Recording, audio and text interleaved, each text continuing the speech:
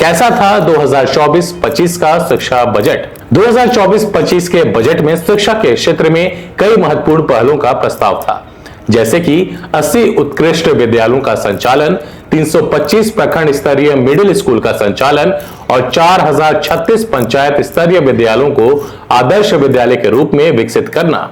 इसके अतिरिक्त उच्च शिक्षा में सुधार के लिए 19 नए कॉलेजों की स्थापना, जिसमें 15 डिग्री कॉलेज और 4 महिला कॉलेज शामिल हैं।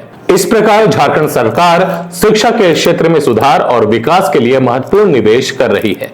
शिक्षा और स्वास्थ्य पर सरकार बढ़ सकती है आगे। 2001 से 2024 तक झारखंड सरकार ने स्वास्थ्य और शिक्षा के बजट में काफी वृद्धि की है, जहां स्वास्थ्य बजट 169.9 करोड़ रुपए से बढ़कर 7,223 करोड़ रुपए का हो गया। वहीं शिक्षा बजट 915.36 करोड़ रुपए से बढ़कर 14,725 करोड़ रुपए तक पहुंच गया। इन दोनों क्षेत्रों में लगातार सुधार से राज्य के नागरिकों को काफी हद तक मदद मिली है। हालांकि सरकारी स्वास्थ्य सुविधाओं में आज भी काफी कुछ किया जाना बाकी है। उम्मीद की जा रही है कि 2025-26 के बजट में झारखंड को और मजबूत बनाने की कोशिश की जाएगी।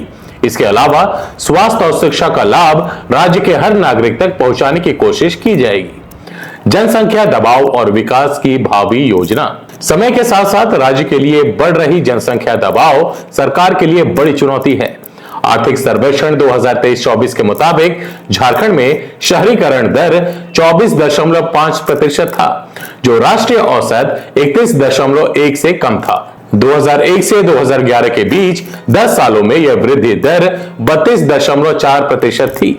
2011 की जनगणना के अनुसार जिलावार शहरीकरण में सर्वाधिक धनबाद में 58% रहा था, जबकि सबसे नीचे 5% गोड्डा में रहा। इन अवधि में राज्य के 5 जिले धनबाद, पूर्वी सिंहभूम, बोकारो, रामगढ़ और रांची देश के औसत से बेहतर प्रदर्शन कर रहे थे, जबकि गोड्डा, गढ़वा, चतरा, गुमला, दुमका, लातेहार, सिमडेगा और पाकुड़ जिले में शहरीकरण की दर 10% से भी कम थी।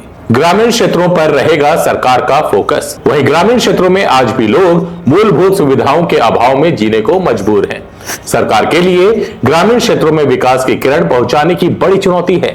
यही वजह है कि राज्य सरकार ने अपने आगामी बजट 2025-26 में ग्रामीण अर्थव्यवस्था को मजबूत करने पर फोकस किया है। बजट में यह कोशिश की जा रही है कि ग्रामीण क्षेत्रों को और मजबूत किया जा सके, ताकि वे झारखंड के विकास में योगदान दे। कृषि, पशुपालन, पेयजल, शिक्षा जैसी बुनियादी सुविधाओं को ध्यान में रखकर योजना बनाने का निर्णय लिया गया है। बजट घाटा को पाटने के लिए करना होगा प्रयास। विशेषज्ञों का मानना है कि सरकार को बजट आकार बढ़ाने के साथ राजस्व संग्रह पर भी ध्यान देना होगा।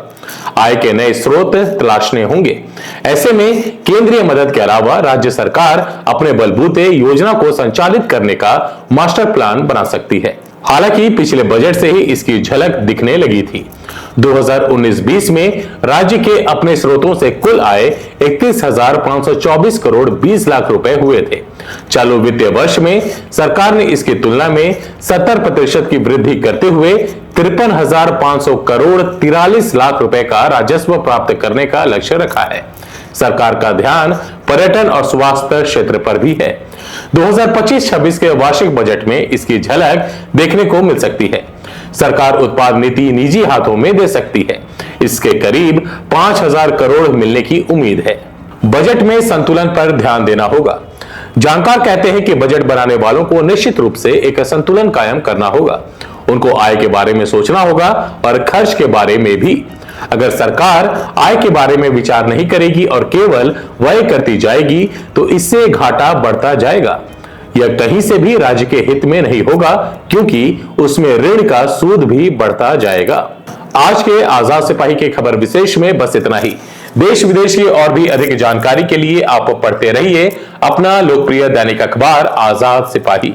और हाँ, आप हमारे इस YouTube चैनल को जरूर सब्सक्राइब करें। धन्यवाद।